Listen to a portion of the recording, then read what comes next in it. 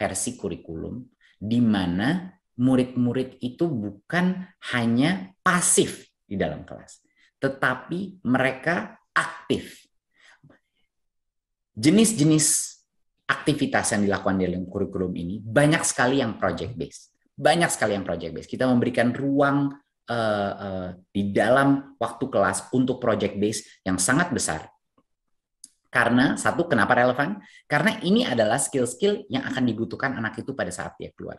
Dia harus bisa bekerja secara kelompok. Dia harus bisa menghasilkan suatu hasil karya. Dia harus bisa berkolaborasi dan memikirkan hal-hal secara kreatif. Ya. Dan dengan ini akan menjadi jauh lebih menyenangkan buat siswa maupun juga buat gurunya. Para mahasiswa, jumpa lagi dengan Tutorial TV dengan tema Kurikulum Merdeka. Kali ini kita akan membahas topik yang ketiga, yaitu menyusun perencanaan dan asesmen pembelajaran di SD. Oke. Para mahasiswa, kita akan membahas dua hal pada topik ini. Yang pertama adalah model perencanaan pembelajaran. Nanti kita akan bahas seperti apa sih perencanaan pembelajarannya itu. Namun di sini kita tidak akan membahas yang detail, karena nanti yang detailnya akan para mahasiswa dapatkan di mata kuliah. Mata kuliah pembelajaran kurikulum dan pengembangan kurikulum dan pembelajaran, gitu ya. Nanti detailnya akan di situ. Di sini akan kita bahas yang key point-nya seperti apa. Dan yang kedua, kita akan bahas paradigma asesmen kurikulum merdeka. Ini pun tidak akan kita bahas secara detail, karena nanti detailnya akan ada di mata kuliah pengembangan kurikulum dan pembelajaran. Oke. Baik, kita akan mulai dengan hal yang pertama. Seperti saya sampaikan tadi, kita akan langsung ke model perencanaan pembelajaran. Nah, para mahasiswa, ada dua hal yang harus di highlight dalam model perencanaan pembelajaran itu, yaitu adalah rencana pelaksanaan pembelajaran, RPP, dan modul ajar. Nah, ini dua hal ini sebetulnya satu sama lain itu juga gitu, sama gitu ya. Hanya kenapa nanti modul ajar kita akan bahas berikut ini. Nah, RPP saya kira teman-teman sudah mengenal. Nah, RPP ini versi kurikulum merdeka. Nah, jadi cirinya adalah singkat gitu ya. Kenapa singkat? Saya kira di pertemuan pada topik di tutorial topik kedua kita sudah bahas mengapa harus singkat begitu. Jadi bukan masalah halaman tetapi masalah gitu. Silahkan diingat lagi gitu ya. Kemudian yang kedua adalah mengapa modul ajar. Nah, jadi para mahasiswa dalam setiap upaya implementasi kurikulum adalah seorang pendidik yang membangun rencana pembelajaran. Tentu gitu ya. Jadi setelah sekolah membangun visi, misi, tujuan, maka capaian pembelajaran sudah diidentifikasi, maka selanjutnya adalah rencana pembelajaran dibangun. Ini sepenuhnya tanggung jawab kita sebagai guru, gitu ya. Nah, nanti rencana pembelajaran itu ada dua versi. Versi yang dalam bentuk pendek, dalam tanda kutip gitu ya, dalam bentuk lengkap, yang disebut dengan modul ajar tadi. Oke. Kita lihat sekarang mengapa modul ajar, gitu ya. Nah, jadi kalau kita bandingkan, lihat di sebelah kiri adalah RPP, sebelah kanan adalah modul ajar. Yang kalau lihat dari pewarnaan yang berbeda itu sebetulnya ada pada sisi yang tengah ini. Jadi RPP itu sebetulnya hanya melingkupi tiga saja.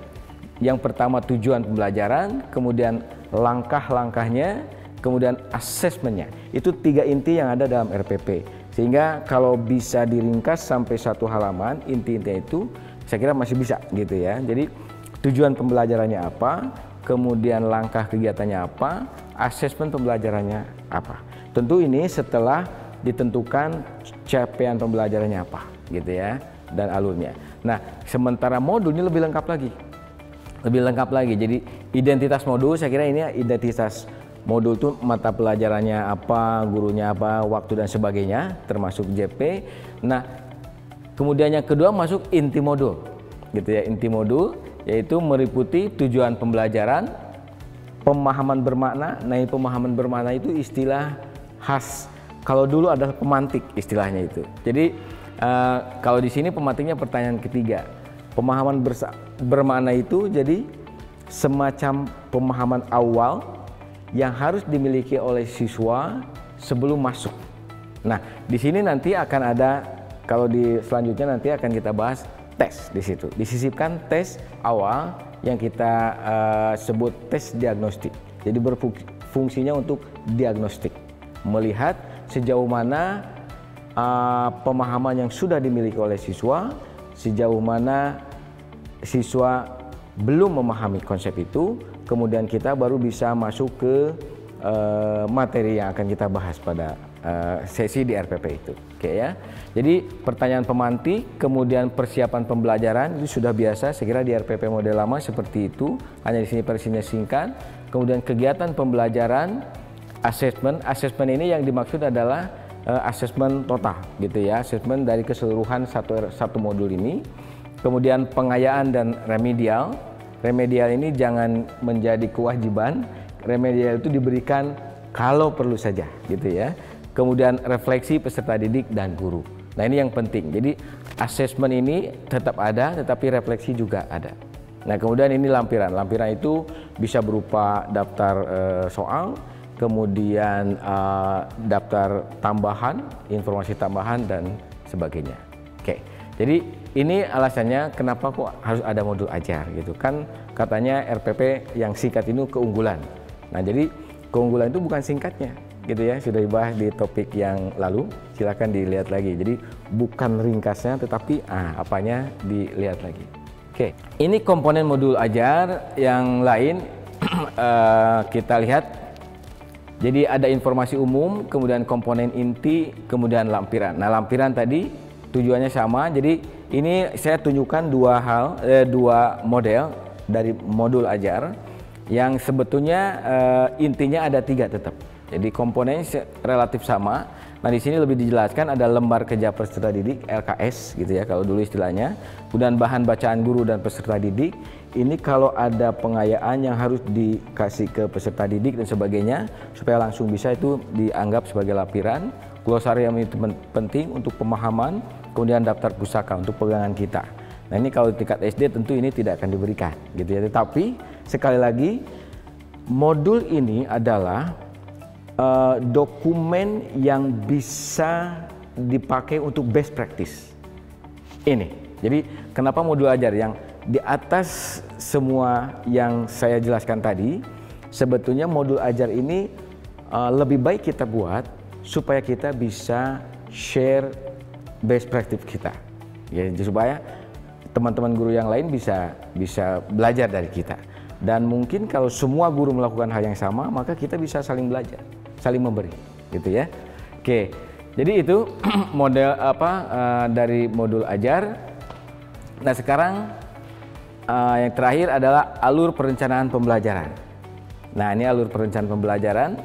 Setelah kita memiliki RPP atau sudah kita membangun modul ajar, maka inilah berikutnya.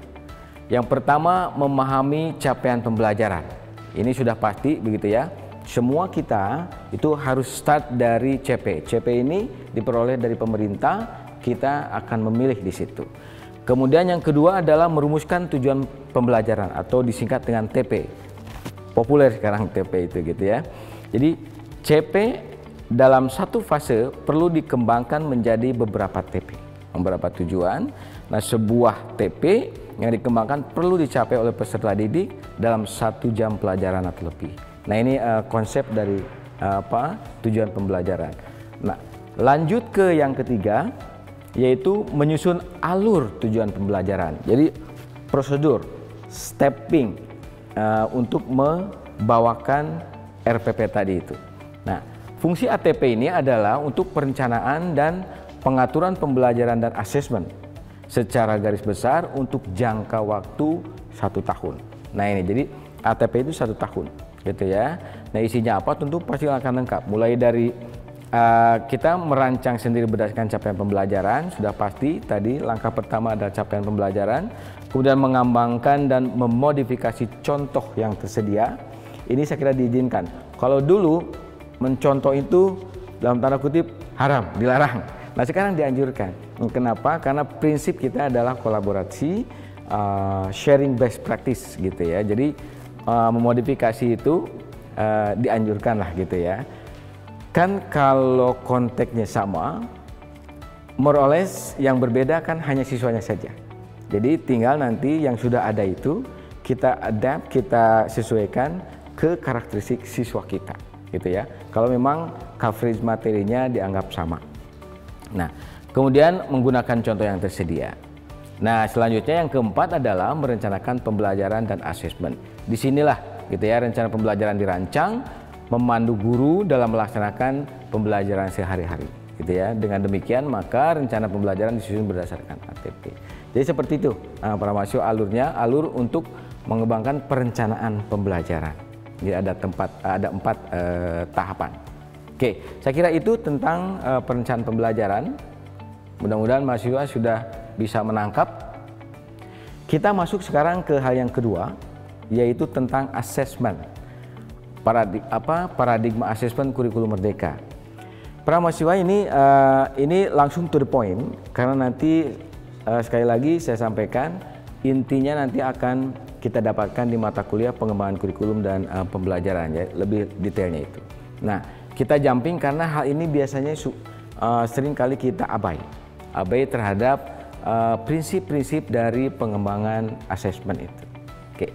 Jadi ada 8 paradigma asesmen dalam kurikulum merdeka. Ini harus dipahami. Mulai dari growth mindset. Nah, ini juga menjadi semacam prinsip gitu ya, prinsip yang harus dipegang oleh setiap kita, bahwa asesmen itu prinsipnya adalah growth mindset. Kemudian terpadu gitu ya. Keterpaduan dalam asesmen itu sangat penting, nanti kita akan bahas. Kemudian yang tiga adalah waktu asesmen dan jenis asesmen. Nah, untuk growth mindset ini jadi bukan fixed mindset, artinya kita penerapan pola pikir bertumbuh dalam asesmen, kemudian diharapkan membangun kesadaran bahwa proses pencapaian tujuan itulah yang paling penting. Prosesnya gitu ya, prosesnya step by step-nya gitu. Jadi kita mengajar step by step, kita membawa siswa kita terlibat di dalam belajarnya step by step juga gitu ya. Jadi asesmen itu mengukur steppingnya itu. Jadi bukan semata-mata hasil akhirnya. Hasil akhir itu penting. Misalnya ada angka tes, kemudian ada ranking kalau di kelas, itu silakan saja. Tetapi yang paling penting dari itu, yang lebih penting maksudnya, itu adalah prosesnya. Gitu ya. Kita mengajar step by step dan kita mengajak siswa kita step by step untuk belajar. Nah, itu nanti kita akan lihat di topik berikutnya di project P5. Mengapa step by step ini penting gitu ya di project P5. Oke. Kemudian terpadu, asesmen dilaksanakan terpadu dengan pembelajaran, mencakup kompetensi ranah sikap, pengetahuan dan keterampilan yang saling terkait gitu ya. Jadi jangan masing-masing. Jadi ada misalnya teman kita guru di satu tempat itu menggunakan asesmen yang dimiliki atau dikembangkan oleh guru lain. Bisa saja itu dilakukan, tetapi harus diingat kita harus matchkan asesmen yang sudah ada itu dengan pembelajaran yang kita kembangkan. Itu jangan sampai memakai asesmen punya orang tetapi punya kita. Jadi akhirnya ujung-ujungnya tidak bisa, asesmennya itu tidak bisa mengukur apa yang sudah kita lakukan. Jadi ini harus diperhatikan. Kolaborasi di situ harus sangat kritis ya dalam asesmen. Kemudian waktu asesmen kurikulum merdeka memberi keleluasan kepada sekolah. Nah ini dalam menentukan waktu asesmen. Nah saya ingin menekankan lagi tentang asesmen ini. Jadi teman-teman mahasiswa jangan mix. Ada asesmen yang dilakukan oleh kementerian, ada asesmen yang dilakukan oleh sekolah. Nah ini fungsinya berbeda ya. Asesmen yang dilakukan oleh kementerian itu fungsinya untuk menilai, mengevaluasi sejauh mana negara berhasil mengembangkan pendidikan, melaksanakan pendidikan gitu ya. Jadi asesmennya sifatnya nasional. Nah, yang untuk asesmen di sekolah ini untuk melihat detail prosesnya, kesehariannya, hari by hari, minggu by minggu, bulan by bulan, semester dan tahun. Seperti apa? Karena pembelajaran itu harus tumbuh, pembelajaran itu harus proses dan harus meningkat, gitu ya. Jangan sampai stagnan. Gitu. Nah, Assessment itu ada 3. Tadi saya singgung di perencanaan pembelajaran. Jadi di awal itu ada diagnostik test. Fungsinya tadi sudah saya jelaskan, kemudian asesmen formatif dan sumatif. Formatif itu umumnya di tengah. Nah, gunanya untuk melihat keberhasilan kita untuk sepenggal topik. Jadi kalau satu mata ajar itu ada 5 topik dan satu topik itu disampaikan misalnya 3-4 kali pertemuan, maka akan sangat baik setiap pertemuan ada formatif, gitu ya. Jadi hari ini kita memberikan matematika konsep penambahan misalnya. Nah, berikutnya penambahan ini di-assess, dilihat sebagai diagnostik. Di tengah-tengah dilihat apakah siswa ini bisa mengikuti atau tidak. Kalau tidak bisa mengikuti, itu kita jangan paksakan. Nah, sehingga dengan formatif itu kita bisa melihat ada berapa dari 30 siswa di dalam kelas kita misalnya yang sudah mencapai, berapa yang belum. Nah, waktu setengah berikutnya setelah formatif, maka kalau ada 2 kondisi yang berbeda, misalnya ada capaiannya bagus untuk formatif ini, ada capaiannya kurang. Nah, maka kita bisa membagi tuh. Yang bagus ini berarti bisa langsung ke pemenuhan topik itu, yang belum ini setengahnya bisa kita memberikan penekanan. Nah, ini pembelajaran berdiferensiasi. Hati-hati, jadi pembelajaran berdiferensiasi itu tidak hanya global, kultural dan sebagainya, tetapi konteks kelas pun disitulah diferensiasi. Itulah fungsinya assessment. Jadi dengan formatif dan dengan diagnostik, kita bisa menerapkan pembelajaran berdiferensiasi. Berapa konteks, berapa kelompok yang ada di dalam siswa. Setiap materi pasti berbeda-beda. Siswa satu misalnya cepat di materi awal, di materi 1. Belum tentu dia juga cepat di materi kedua misalnya. Penambahan perkalian. Siswa kedua lambat di materi pertambahan, tetapi mungkin dia cepat di materi perkalian. Nah, inilah. Jadi diferensiasi itu mau baik, gitu ya. Nah, jadi ini fungsi-fungsi format. Kalau sumatif saya kira sudah dikenal, kita sudah mendengar. Jadi melihat keseluruhan dari satu bahasan. Oke. Sekarang jenis asesmen. Asesmen kurikulum Merdeka memberi keleluasan dalam membentuk jenis asesmen yang berfungsi sebagai, jadi assessment as, kemudian assessment for learning dan hasil akhir. Jadi ini penjelasan dari waktu asesmen. Oke. Yang kelima yaitu terkait kriteria ketercapaian tujuan pembelajaran. Nah, ini kurikulum Merdeka memberikan keleluasaan kepada kita, kepada sekolah untuk menentukan kriteria ketercapaian tujuan pembelajaran. Nah, banyak di beberapa daerah ketercapaian itu dipatok karena ingin dianggap prestasi. Nah, ini sangat disayangkan. Satu dinas misalnya, kepala dinasnya mematok bahwa capaian tujuan itu 8 misalnya, karena dia ingin lebih berprestasi dari daerah lainnya. Nah, ini sangat disayangkan. Tidak di situ kurikulum Merdeka. Kurikulum Merdeka memberikan keleluasaan kepada sekolah, kepada unit sekolah untuk menentukan itu. Karena tergantung kepada kesiapan semuanya, termasuk murid kita. Ya, jadi seperti itu. Kemudian teknik dan instrumen assessment. Nah, ini juga dikembangkan sangat harus betul-betul melihat kebiasaan. Kalau kita di sekolah itu terbiasa objektif test misalnya, tiba-tiba kita menggunakan essay test, itu para mahasiswa tidak dilatih untuk itu, maka ada faktor lain yang mempengaruhi prestasi. Nah, ini, jadi kita harus sangat hati-hati. Jadi teknik itu jangan serta-merta dipakai, tetapi dikenalkan dulu, baru digunakan untuk mengukur, untuk mengakses achievement. Jadi dikenal dulu baru dipakai, gitu ya. Jadi jangan tiba-tiba kita memodifikasi, ada yang baru kemudian diberikan dan kita pakai hasilnya. Itu nanti hasilnya tidak terlalu valid karena bias dengan bagaimana siswa kita mengenal alat tes itu. Kemudian yang berikutnya adalah hasil assessment.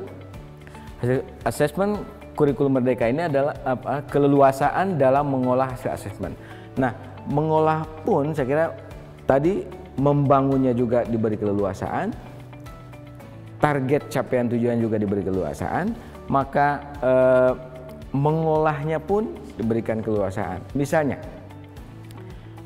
kita tidak lagi percaya, misalnya gitu ya, bahwa angka itu meaning atau angka itu bermakna untuk achievement sebuah capaian dari seorang siswa. Nah, kemudian sekolah itu memutuskan, kami tidak menerbitkan angka, tapi kami menerbitkan redaksi dalam bentuk rubrik, dalam bentuk leveling capaian. Tidak masalah.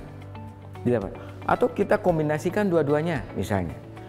Kita simpan misalnya 7 itu maknanya apa, 7,5 maknanya apa, 7, sekian maknanya apa. Itu saya kira kombinasi-kombinasi. Tujuannya adalah mengkomunikasikan keberhasilan belajar siswa kepada stakeholder. Siapa stakeholder? Yang utama adalah siswa, gitu ya. Jadi kalau siswa setelah satu semester misalnya dia menerima hasil, kemudian berupa angka TOK, ini akan multitafsir. Wih, saya 8, keren. Padahal dinas misalnya menentukan 8 itu standar. Jadi kalau 8 itu bukan excellent. Di sekolah lain 8 itu excellent karena standarnya 7 misalnya. Nah ini, jadi pemaknaan ini harus diberikan kepada stakeholder. Stakeholder lain adalah orang tua yang langsung, kemudian masyarakat. Nah, kemudian yang terakhir kriteria kenaikan kelas. Nah ini saya kira sudah banyak dikenal sekarang. Tidak banyak sekolah yang menerapkan tinggal kelas. Nah ini efeknya psikologis, sangat sangat berbahaya. Sering dianggap, sering diyakini bahwa kalau siswa itu tinggal kelas, maka nanti dia akan terdemotivasi. Dan kalau sudah siswa itu terdemotivasi, maka efeknya agak fatal. Bisa siswa itu murung, kemudian tidak termotivasi untuk belajar lagi dan sebagainya. Ini agak berbahaya kalau itu sampai terjadi. Sehingga karena itu maka sekarang prinsipnya itu tidak tinggal kelas, tetapi belajar berdiferensiasi tadi itu. Jadi para guru harus mau tidak mau mempelajari teknik-teknik bagaimana mengajar di kelas yang difference, jadi berdiferensiasi. Diferensiasi itu ada berbagai konteks. Bisa konteks capaian achievement materi, bisa misalnya karakter psikologi, bisa fisik gitu ya. Bisa juga hal yang lain, misalnya IQ. Nah, tetapi IQ harus hati-hati. Saya pernah menemukan di satu sekolah ada satu siswa yang IQ-nya relatif rendah digabungkan dengan siswa normal. Nah, ini harus hati-hati. Harus hati-hati. Karena ini perbedaan ini sangat signifikan. Nah, sekarang kita mengenal ada SLB, tetapi kalau di beberapa daerah kalau anaknya masuk SLB itu secara kultur seperti menyiksa, mempermalukan anak, dan sebagainya. Oleh karena itu banyak orang tuanya memaksakan ke sekolah umum. Nah ini memang sulit ditolak oleh kita di sekolah umum, tetapi kalau mau diakomodasi, saya menyarankan kita side by side kerjasama dengan para profesional di bidang mendidik khusus bagi anak-anak yang berkebutuhan khusus di bidang mental. Jadi kita bisa menerima itu, tetapi harus kolaborasi. Oke. Jadi saya kira itulah 8 paradigma dari asesmen. Saya ingin menyampaikan yang terakhir dari bidang asesmen ini adalah alur pengembangan asesmen.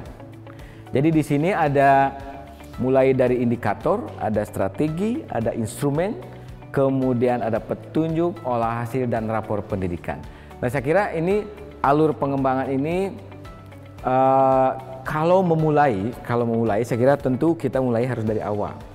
Tetapi kalau sudah berlanjut, berulang begitu, saya kira mulai dari mana saja. Tetapi yang pasti indikator, saya meyakini indikator bisa bergerak, bisa dinamis, tergantung kebutuhan siswa tadi itu. Nah strategi tentu mengikuti profil siswanya. Instrumen mungkin relatif agak stabil. Tetapi dalam jangka waktu yang lama kita perlu berinovasi juga, karena beda generasi, anak-anak itu bisa berbeda dalam menyikapi asesmen. Ada anak yang lebih suka ngobrol pada saat diukur kompetensinya. Tetapi ada anak yang dengan ngobrol itu tidak cakap. Tapi dia lebih bagus misalnya memberikan jawaban dengan berupa jawaban di atas kertas. Atau diajak gadget misalnya. Nah, Bapak Ibu, ada anak juga sampai saat ini yang masih belum terbiasa tes melalui gadget atau melalui laptop. Ini harus hati-hati. Karena dalam UBK semua serentak menggunakan laptop. Kita harus betul-betul mengenalkan media assessment ini kepada siswa sebelumnya. Jangan serta-merta dipakai gitu ya. Jadi kalau kita ingin di akhir itu menggunakan media elektronik untuk assessment, maka 2-3 kali siswa harus diperkenalkan itu supaya tidak gagap gitu ya. Karena gagap ini yang akan menentukan nanti validitas dari hasil assessment yang kita peroleh gitu ya. Hasil pasti ada, siswa mengerjakan. Tetapi hasil ini jangan-jangan kurang valid karena siswa ada yang gagap, ada yang belum terbiasa, ada yang sudah terbiasa gitu ya. Jadi itu harus hati-hati. Nah, jadi saya kira rapor pendidikan sudah dikenal semuanya dan ini sudah disiapkan oleh pemerintah dengan Dapodiknya. Olah hasil juga ada di situ dan petunjuk penyampaian instruksi juga sudah ada di situ. Nah, inilah alur pengembangan asesmen para mahasiswa yang harus kita pertimbangkan manakala kita mengembangkan asesmen. Oke. Saya kira itu yang bisa kita sampaikan para mahasiswa. Sekali lagi saya ingin menekankan di dalam asesmen ini. Pertama, asesmen ini sangat kritikal, sangat penting dan harus dipertimbangkan paling tidak 3 aspek. Aspek pertama, waktunya. Waktunya itu jadi asesmen jangan dibiarkan di ujung saja. Tetapi kita harus mulai menempatkan asesmen itu di awal, sejak sedini mungkin, kemudian di tengah dalam proses yang tadi dikenal dengan formatif, kemudian di akhir. Yang kedua ada bentuknya. Bentuknya, model asesmen itu seperti apa gitu ya, tergantung tujuannya. Kemudian yang terakhir adalah familiarity-nya atau user friendly-nya lah barangkali kalau istilah teknologi itu.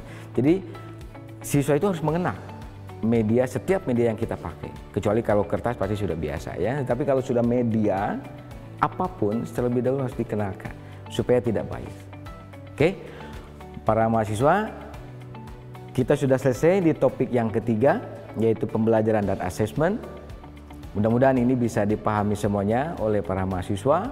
Detailnya nanti kita akan mengikuti di mata kuliah pengembangan kurikulum dan pembelajaran. Dan kita akan melangkah kepada topik berikutnya nanti. Jangan sampai lupa, saksikan. Topik berikutnya kita akan membahas secara mendalam tentang proyek penguatan profil Pancasila. Topik ini sangat penting, masih banyak di antara para guru yang belum mengenal, even prinsipnya itu belum dikenal. Nah, supaya para mahasiswa mengenal dengan baik, mari kita simak nanti tutorial TV untuk topik yang keempat tentang proyek P5. Terima kasih, salam.